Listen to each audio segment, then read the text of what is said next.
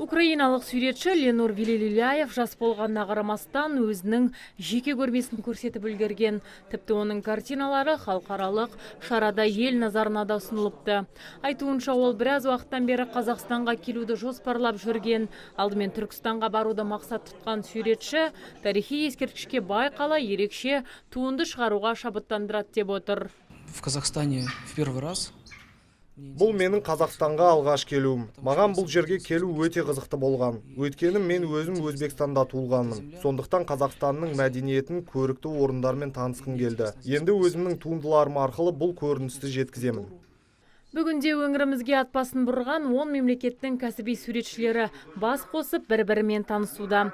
Енді олар 16 тамыздан бастап оңтүстік өңірінің тарихи мәдени ескерткіш орындарын аралап, әсем туындыларын жасауға кіріседі. Суретшілер пленері Түркістан қаласынан бастау алады деп жоспарланған. Бір апта бойы олар шығармашылық топқа бөлініп, Қазығұрт, Сайрам, Өгем тау шатқалында Хан тағы Қаратау қорық аймағының көрінісін кенеп бетіне түсіреді. Сондай-ақ аталған саланың мамандары Шымкент қаласының көрікті орындарында да арнайы этюдтік жұмысын жасайды деп күтілуде.